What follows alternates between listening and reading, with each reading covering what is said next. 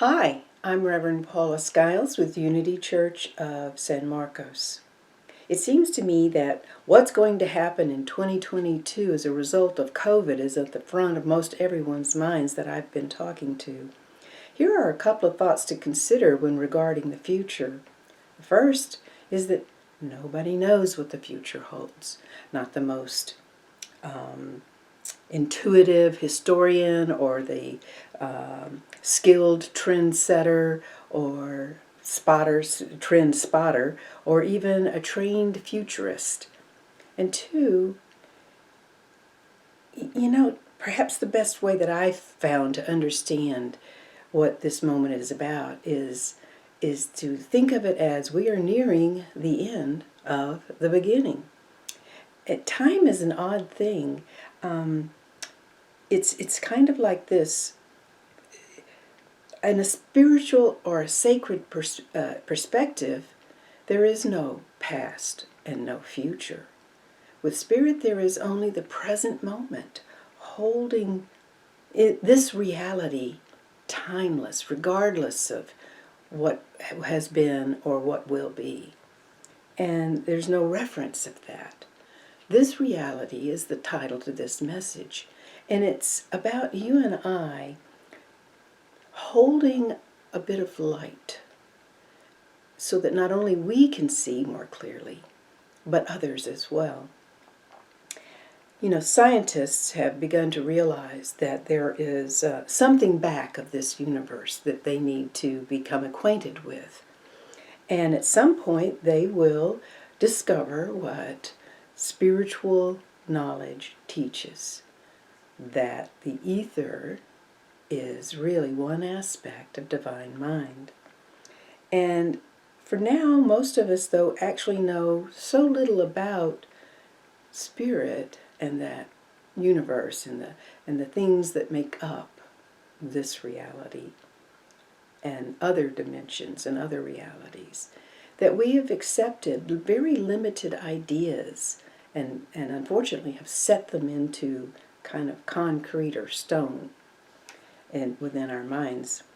And scientists have been using mechanical tools or intellectual tools like time in order to try and name or describe, to comprehend the universe.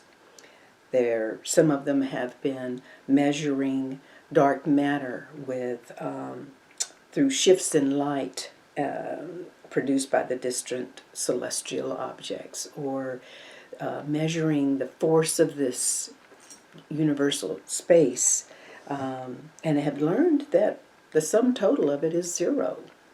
Or they've been measuring it through the energy of the cosmos with light and photography, etc. However, while this is science's way of naming, if you will, or describing, learning out how to understand the universe, can they measure the love of it? Can they measure the wisdom of this divine mind, this universal mind? No. So while there is value to be learned and to be established from this manner of using our minds to understand the universe with tools, our minds are capable of comprehending in more unlimited ways. As a whole, however, humanity has formed these set ideas about birth and life and death and physical reality based on purely our outer senses, on what our eyes perceive or our outer senses perceive. And we've created this belief system that has come up with there is no reality of God within us or around us. And so we don't recognize any other source of existence other than the physical reality.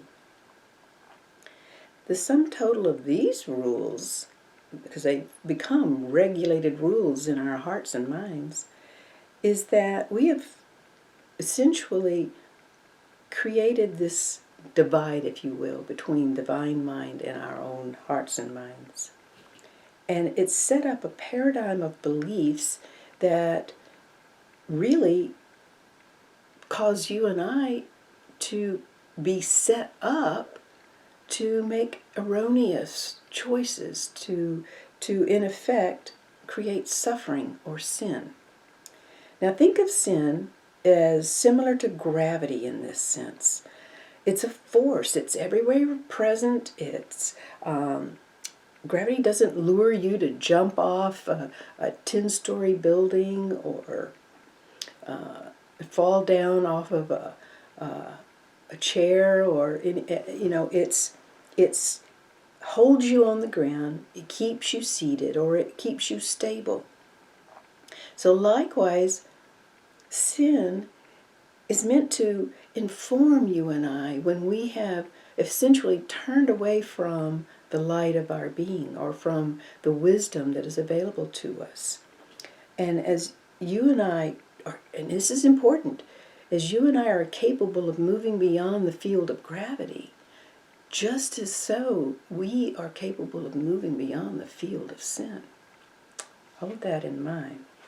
Fortunately, along the way, our curiosity and our creative impulses have delved into the mysteries of this reality, and we have begun to deformulate some of the limiting ideas that we have held and are holding. The scenic tour. I think I've taken it once or twice. Maybe you have too. But Jesus' advice not to judge by appearances is strictly correct in the science of mind. When you and I make up our minds, what we're doing is we're settling upon a conviction. And in effect, we're formulating or creating a crystallization of these ideas. And think of the difficulty of unformulating like a diamond, the settled conviction of a diamond. I mean, it has formed its center and all of its energies are bent to keep it intact, and its dense persistency in that direction, diamond. Ideas become crystallized within our minds in the same way. And so the imaginating faculty of our minds is that which is based upon all form. It is that which we describe the namer within us. It's how we describe creation, all right, and we name this reality. We know how hard diamonds are, and imagine, if you will, how a diamond represents that adamantine mental condition that refuses to change any ideas that you and I have made up our minds about. And a settled conviction at any point, whether right or wrong, it forms this mental center that draws to it all ideas of like nature. And this continuous accumulation from the outside ideas or thoughts and beliefs press upon that center of that belief that we are holding until it has literally lost the power to expand, to become something greater, different, newer. And so this is one reason why it's not to our advantage to name even our good from some external model. For example, if we believe that our job is our financial security, or that we believe that some other individual, like a soulmate, if you will, holds the capacity to make us whole, or maybe it's as simple as we have a belief that if the stock market falls, we will too. When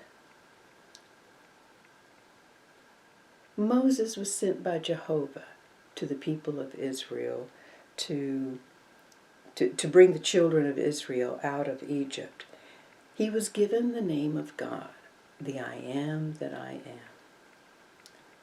I am that I am. Now, this name, it has without confines or boundaries, and the very name signifies that this was given by someone who knows the truth.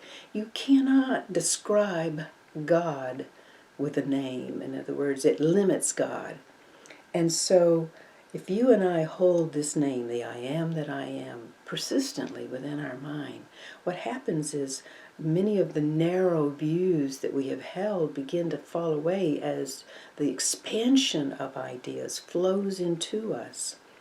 Now, Moses was told to make all the things that he was given, the laws, etc., after the pattern shown him on the mount, or in other words, from a state of spiritual realization, a high state of spiritual realization. But as we know within the story, when he came down off the mount, all the children of Israel had slipped back into their old ways and decided to make a calf of gold, and they were bowing down and worshiping that when he found them. This represents the tendency that you and I have to formulate our images after a pattern that we see from the outer, that you and I look at with our eyes or our senses. And we formulate these ideas or beliefs that we hold instead of from our silent meditations of the heart and mind, and that it creates the effect of you and I turning away from the light.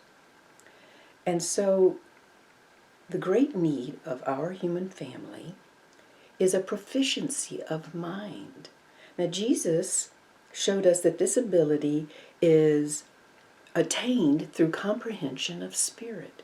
And in effect, drawing into the center of our being the aspects of spirit, the attributes, the power, the strength, the courage, the will, the life, the love, all of these things fusing through us. After a concert, Yanni, when he was live in 2011 in El Morro, Puerto Rico, he made this comment. He said, "Everything great that has ever happened to humanity has begun as a single thought in someone's mind." Every thought that is issued or infused with spirit has real life. There is a light that issues forth from these ideas that are inspired by God. Literally, these ideas have entrapped within them this universal energy. And those attributes of spirit that I was speaking of a moment ago, they come right into our consciousness. And they happen when you and I meditate. Even on the words, I am that I am.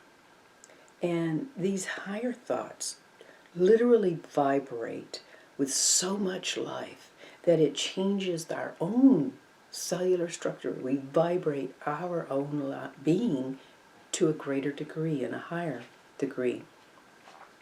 And if your eyes could see these thoughts, you would see light spreading forth from them, issuing, like coming out and going before it. When you and I, make these thoughts real, when we make them come alive, our minds are not only turned to the light, but we are not sinning. In effect, we're not creating suffering, but we're creating more life. Think of it this way. Don't keep these thoughts that come to us from spirit only in our head, or listen just for today, this message or whatever. Take these into this reality and give them a reality, the real life of your being. It takes but a single thought to turn to the light of spirit within you and I, choosing what beliefs we will hold. And maybe you've been holding on to some beliefs that you're too old, or you're too young, or too poor, or too uneducated, or too unlucky, whatever.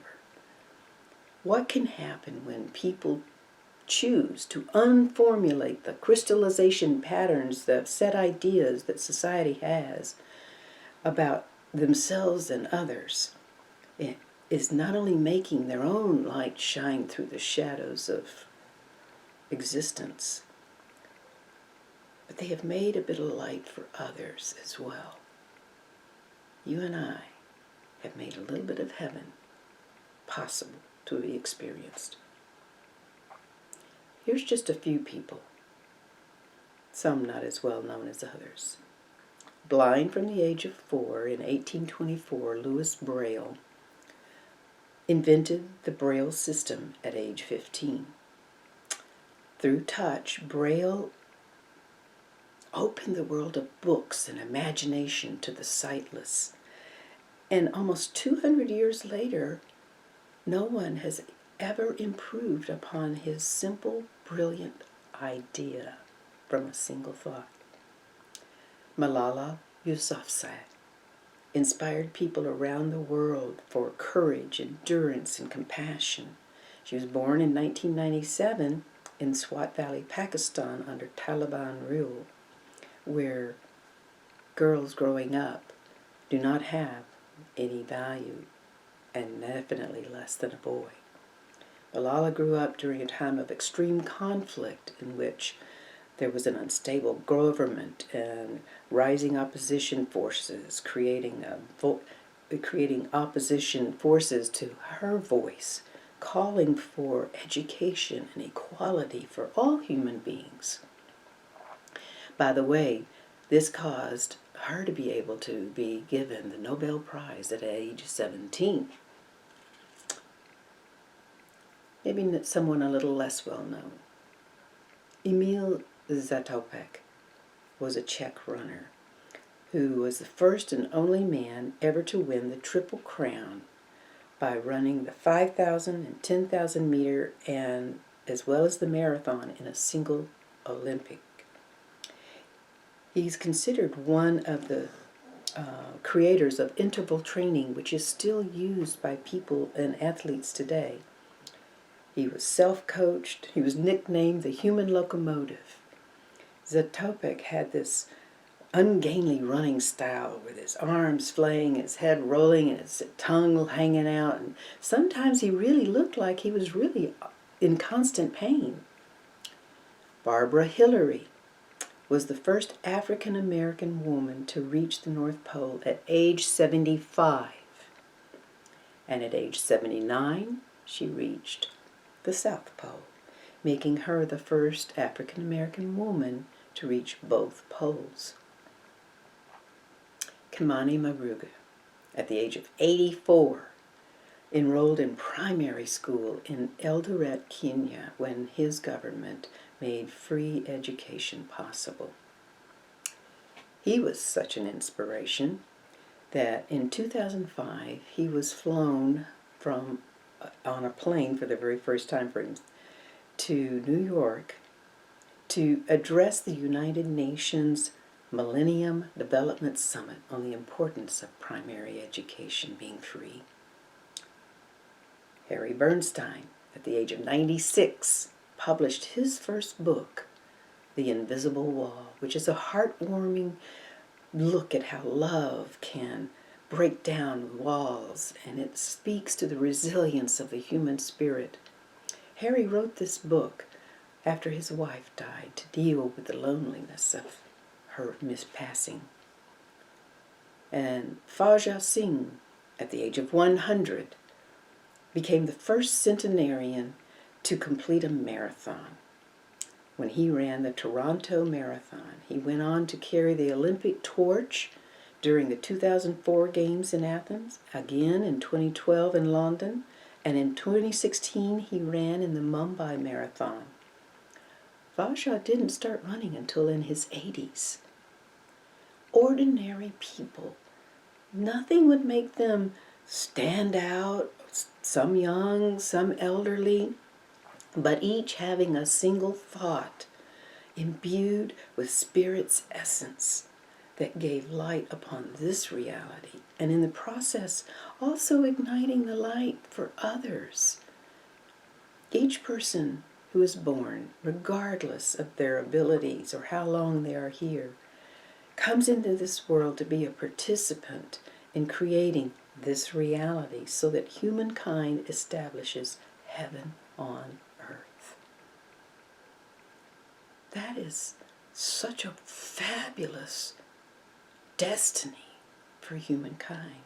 So regardless of your age or your reality, whatever that is for you, it's not too late for you to sit in spirit, to sit and quietly meditate, to become one with that light that you are. Archbishop Desmond Tutu said, "Do your little bit of good wherever you are." It's those bits of good to put together that overwhelm the world. All those bits of good become heaven in this reality. God bless you, and thank you for being with me. If you have been fed and nurtured, we appreciate anything that you would offer to keep our services continuing. God bless you.